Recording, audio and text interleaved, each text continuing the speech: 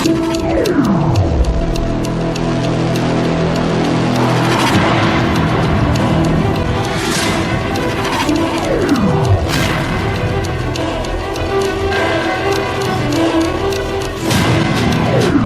untuk bangkit dari suasana krisis yang ada di berbagai belahan dunia. Terima kasih.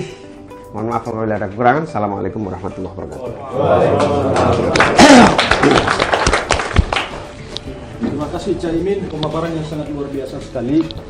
Saya hanya ingin meringkas sedikit sekali tentang apa yang beliau paparkan, tapi memang ini intinya. Jadi tadi disampaikan semua itu, saya lihat ini pemirsa tertegun semua karena daging semua isinya. Jadi tadi itu yang pertama tentang welfare state. Ini penting sekali karena beliau menegaskan filosofinya tadi sudah jelas, itu landasannya di pasal 33. Kemudian beliau menyinggung tentang ketimpangan timur dan barat dan kendala apa yang kita hadapi. Tapi yang menarik bagi saya, tidak ingin fokus pada persoalan, tapi beliau ada solusi tadi yang menurut saya sangat menarik sekali, yaitu dalam kerangka apa yang disebut oleh akademisi sebagai triple helix. Itu bagaimana supaya akademisi, kemudian pemerintah daerah, dan kemudian pebisnis bersatu padu melakukan riset berbasis keunggulan lokal supaya mempush sumber daya alam kita ini, kemudian SDM kita ini menjadi tangguh sehingga bisa mandiri.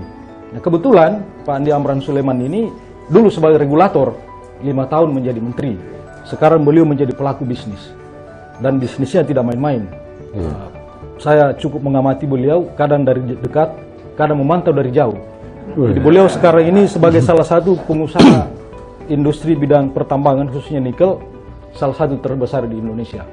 Dalam konteks ini beliau berjuang mati-matian bagaimana aspek tadi itu yang Pak Menteri sebutkan, Ketum sebutkan tentang deregulasi dan birokratisasi. Saya paham betul beliau sangat berjuang untuk itu dan tantangannya memang sangat besar sekali. Dan beliau bisa berdiri tegak, mulai start dari zero benar-benar, tetapi berhasil tampil sebagai salah satu pribumi yang bisa muncul dan berkilau di industri nikel. Itu yang perlu kita syukuri. Dan tanggapan terhadap apa yang disampaikan Cak Imin saya kira sangat representatif apabila kita kasih kesempatan ke Pak Andi Amran untuk memberikan masukan-masukan atau pencerahannya. Silakan. Terima kasih.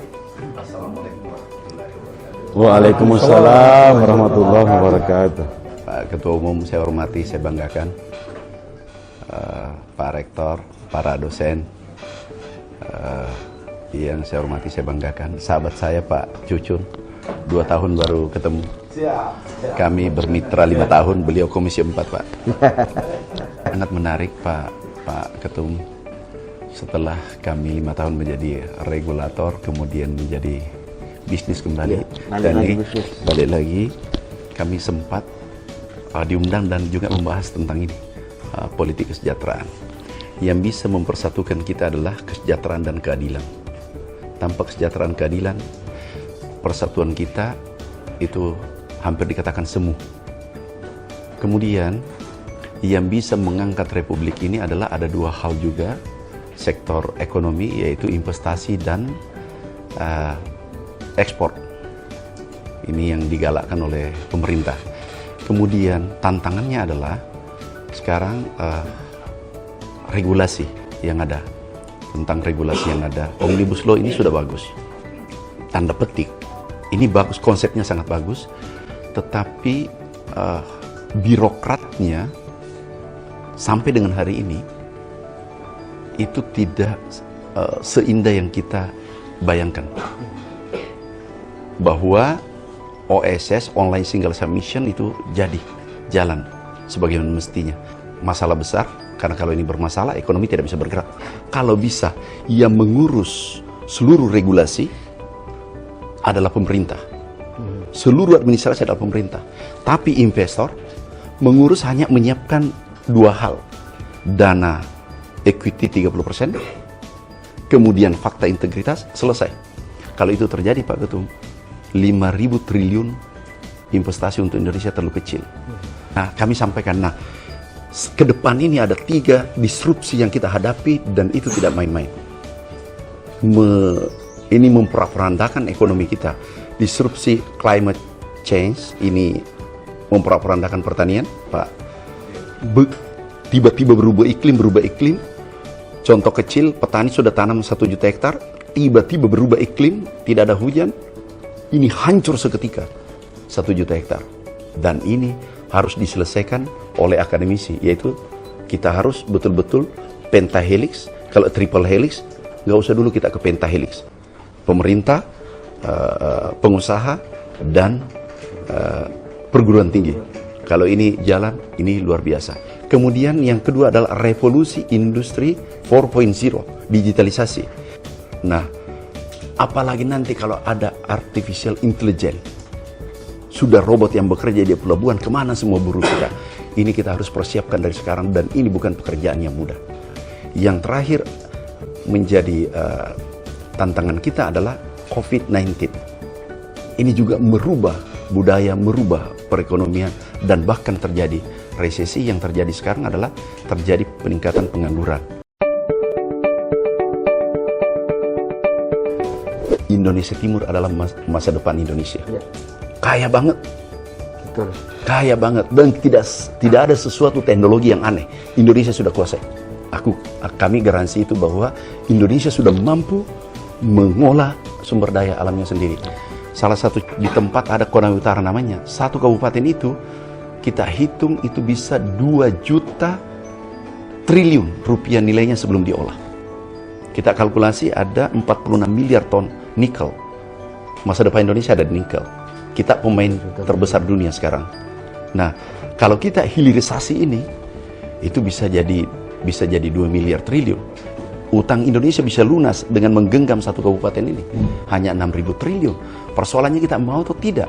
Dan ini harus ada kebijakan yang, maaf, tanda petik, ya politik kesejahteraan itu, Pak.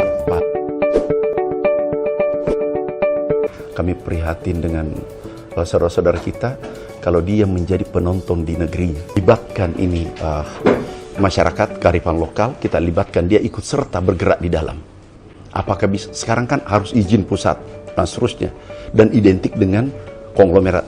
Kami pernah ambil kebijakan, tebu 20% rakyat, 80% pemilik modal. Dia ikut di dalam menikmati alamnya. Jadi kalau kita urus izin, 1 tahun sudah bagus itu. Nah, orang di Vietnam itu 1 jam, Pak Ketua. Di Dubai 1 jam. Kalau ini terjadi, 1 aja, kesejahteraan ini terjadi. Negeri kita terlalu kaya dibandingkan negara lain. Tidak ada lahan kopinya, kemudian pabrik bajanya tidak ada lahan bajanya, ambil dari Indonesia, pabrik menteknya ada di Singapura. Jadi di Ulek, Pak Ketum pernah saya hitung, itu kalau kita jual mente itu dengan kakaonya dari Sulawesi Selatan, yang terbaik itu dunia di Sulawesi Selatan, aromanya beda. Ini itu cuma Rp1.000 harganya. Begitu diolah oleh Singapura, disimpan di Changi itu 20.000. Artinya apa? 2000% edit value-nya dia dapat. Nah, penekanannya adalah kita lakukan hilirisasi. Insya Allah politik kesejahteraan dan visi solusi Indonesia ke depan. Terima kasih Pak Ketum, itu masukan. Terima kasih Jamran Sulaiman, sangat luar biasa sekali. Saya merinding tadi dengan statement-statement yang beliau lontarkan, sangat luar biasa. Bukan hanya menakutkan, tapi juga ada solusi tadi. Itu adalah hilirisasi. Dan yang paling penting menurut saya adalah kalau kita lihat pemaparan dari Cak Imin sama Pak Dr. Andi Amran Sulaiman tadi, kelihatan bahwa salah satu solusi dari Indonesia ini adalah penggabungan Timur dan Barat. Saya pikir ini luar biasa. Jadi kalau SDM-nya, kemudian komitmennya, dan juga saya pikir ada aspek regulatornya di situ, ada aspek pelaku bisnisnya, ditunjang oleh para dosen yang mewakili dari aspek akademisi. Saya pikir insya Allah satu selesai urusan penting di Indonesia ini, insya Allah kita bisa pecahkan. Dan ada sisi menarik tadi menyangkut deregulasi. Ini yang belum selesai. Jalan 2024, visi tentang kesejahteraan rakyat dan kaitannya dengan Indonesia Timur ini sangat penting sekali. Apalagi duduk berbarengan di depan kita, saya pikir sebuah kombinasi yang sangat dahsyat dan luar biasa. Pilihan yang sangat cerdas. Karena saya pikir beliau Pak Andi Amran Sulaiman meskipun tidak pernah mengatakan secara terus terang, tapi beliau adalah sudah menjadi milik publik. Dan publik berhak dan juga punya perspektif tertentu untuk meminta beliau untuk berkontribusi secara lebih besar untuk membangun Indonesia lebih jaya. Saya pikir pilihan PKB itu